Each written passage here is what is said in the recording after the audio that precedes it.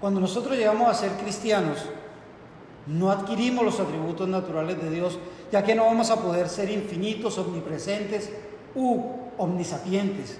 Pero sin embargo, sí debemos y podemos adquirir los atributos morales de Dios. Yo como creyente y tú como creyente hemos recibido la promesa de que seremos hechos conforme a la imagen de Cristo. Ahora veamos la siguiente pregunta. ¿Qué es la Trinidad y cuál es su importancia? La palabra Trinidad se refiere al estado de tres personas y es un término que se aplica a la unidad del Padre, el Hijo y el Espíritu Santo, como tres personas distintas en un solo Dios. Dios Padre Creador está sobre nosotros de la misma manera que lo está el Hijo, habitando en los lugares celestiales. Dios Hijo Redentor está con nosotros. Jesús, quien es Dios mismo, tomó forma humana para que pudiéramos conocer cómo el Señor actúa e interactúa de manera piadosa y cómo amó incluso a quienes no éramos dignos de ser amados. Dios Espíritu Santo está dentro de nosotros. Fue enviado para habitar en nuestros corazones al momento de haber creído en Jesucristo como nuestro Señor y Salvador. Él es quien nos da vida nueva. Cada persona de la Trinidad realiza un papel diferente a los otros dos, pero ninguno es inferior a los otros. Dios Padre es seleccionador. La palabra nos dice que Él nos escogió desde incluso antes de la creación del mundo. Dios Hijo es nuestro Salvador. La palabra nos dice que nos ha nacido un Salvador en la ciudad de David. Dios Espíritu Santo es el sellador. En el momento en que nosotros hemos creído en Jesús, hemos sido sellados por el poder del Espíritu Santo. Pero, ¿por qué algunas personas siguen reacias a creer en la existencia de Dios a pesar de todas las maravillas que hace por nosotros día a día? La respuesta a esta pregunta está precisamente en que de todos lados nos llega información, puntos de vista y opiniones que no están fundamentados en la palabra de Dios. Veamos cuáles son los puntos de vista que el mundo nos entrega o nos da.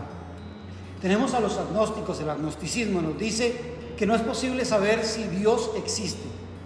Ellos plantean que no saben si hay un Dios. El ateísmo, por otro lado, es la creencia en que no hay necesidad de un Dios universal o personal, y aseveran saber que no hay un Dios. De otro lado tenemos el deísmo. Y el deísmo nos dice que Dios puso el universo en movimiento y lo dejó a su suerte. Dios no interactúa con el hombre. Es decir, que el mundo es como un reloj al que Dios le dio cuerda y lo dejó funcionando solo, a la deriva. El panteísmo es el movimiento de la nueva era. Cree que Dios es el universo. Dios es el mundo físico que nosotros vemos. Entonces plantean que el árbol es Dios, y si el mundo desapareciera, Dios desaparecería también. Por otro lado tenemos el panenteísmo, que es la espiritualidad de la nueva era. Ellos nos plantean que todas las cosas son parte de Dios. Dios tiene un cuerpo y una mente. Ellos nos dicen que el árbol es parte de Dios. Si el mundo desapareciera, el cuerpo de Dios desaparecería, pero su mente todavía existiría. Y por otro lado tenemos el politeísmo, que hoy en día lo vemos planteado o plasmado en el hinduismo contemporáneo. ¿Qué nos dice el politeísmo? Que existen muchos dioses. Entonces para ellos el árbol proviene o es creado por el dios del bosque. La lluvia proviene del dios de la lluvia. Y así sucesivamente van explicando cada cosa que no pueden explicar a través de otorgarle la creación o la proveniencia de esa cosa o de esa situación a un Dios diferente. Y por último tenemos el teísmo. Y el teísmo tiene dos corrientes.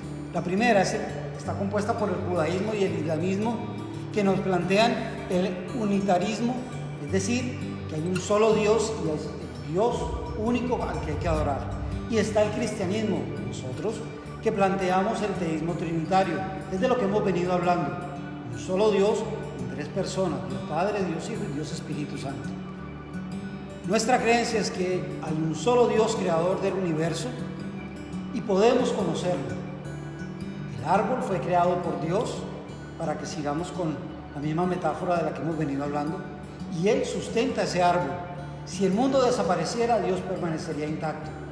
Permanecería intacto porque la raíz porque Él no necesita del mundo para existir, ni de ninguna cosa existente. La raíz de esta confusión está en que nosotros nos negamos a rendir nuestra voluntad a Dios, con el argumento de que no conocemos o tenemos evidencia alguna que nos dé certeza de la existencia de Él. Pero sabemos que Dios se ha revelado de manera adecuada a través de su creación, a través de su palabra, como nos lo presenta el Espíritu Santo. Soy responsable de mis decisiones a la luz de lo que conozco de Dios y a la luz de su palabra. Pero Dios se nos revela de 4 maneras. La primera es a través de la creación. Ningún científico, por ateo que se diga ser, deja de postular la posibilidad o el enunciado de que el universo tuvo un inicio, un comienzo, y plantea la teoría del Big Bang. Pero nosotros sabemos que el inicio de ese universo fue Dios quien lo creó. Dios también se nos revela a través de nuestra conciencia. El conocimiento innato que tenemos de lo bueno y lo malo es un testigo interno de la existencia de Dios. En todas las culturas la gente adora y tiene cierta inclinación hacia lo religioso. También tenemos la conciencia de que Dios es justo y nunca castiga al inocente. Él también se nos revela a través de la comunicación. Sin un conocimiento personal de Dios, el hombre intentaría adorar algo que no es un Dios verdadero. Por esto, el Señor se ha comunicado con nosotros a través de su revelación. A través de esa revelación nos la hace a través de 4 caminos o 4 conductos. El primero es el Espíritu Santo, quien nos redarguye del pecado y en todo momento nos está hablando y está hablando en nuestra vida para que podamos hacer lo correcto y lo bueno a los ojos de Dios. La segunda forma en que se nos revela es a través de la oración. Cuando nosotros oramos, estamos manteniendo una relación íntima con Dios y la estamos construyendo cada vez que oramos y llegamos a sus pies. La tercera forma es a través de su palabra. En su palabra Dios nos dejó un manual de vida que nos permite encontrar respuesta para cada situación y cada pregunta que tengamos en nuestra vida.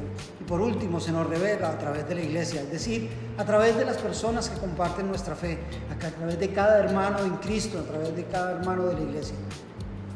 A través de ellos, el Señor nos habla también y nos confirma lo que nos ha dicho de los otros 3 caminos. Pero Él también se nos ha mostrado, revelado a través de Cristo. Entonces, cuando yo conozco a Jesús, Hijo de Dios, conozco al Padre, Dios Padre. Cuando yo creo en Jesús, el Hijo de Dios, estoy creyendo en Dios Padre. Cuando yo veo a Jesús, el Hijo de Dios, estoy viendo a Dios Padre. Cuando yo recibo a Jesús, el Hijo de Dios, estoy recibiendo al Padre. Y en este punto podríamos preguntarnos si como cristianos somos arrogantes al creer que Jesús es el único camino para llegar a Dios.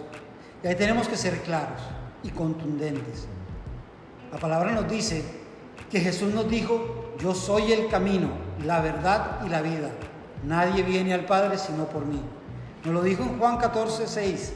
Y Él nos está diciendo, sin lugar a dudas, sin lugar a equivocaciones y sin lugar a titubeo de parte nuestra, que Él es el camino, que Él es la verdad y que es quien nos puede dar vida eterna, que es el único que nos puede conducir al Padre. Entonces, si tenemos la certeza, porque tenemos la verdad revelada en la Biblia, ¿por qué vamos a dudarlo? ¿Y por qué nos vamos a sentir arrogantes por decir una verdad que el mismo Jesús nos enseñó? Ya hemos visto en nuestra clase de hoy cómo respondemos a esa pregunta de quién es Dios. Conocimos sus atributos y sabemos que son atributos naturales y morales. Conocimos cómo se nos revela, cómo se nos muestra, y hemos visto cómo podemos hablarle a Él, en qué forma podemos orarle, cómo le podemos pedir sanidad cuando le decimos que Él es Jehová Rafa. Podemos orar pidiendo sanidad, y así con cada uno de los nombres que aprendimos en la clase de hoy. Podemos ver que lo que aprendimos en las 2 primeras clases sobre la Biblia está sustentado aquí. Y esta verdad y estas respuestas que encontramos hoy podemos encontrarlas en la palabra de Dios, en la Biblia. Y eso solo lo podremos hacer si nos tomamos el tiempo día a día de leer esa palabra y estudiarla, escudriñar en ella quién es Dios y cómo se está revelando en mi vida. Espero que hayamos podido aprender y responder esta pregunta, y los esperamos en una próxima clase. Dios los bendiga.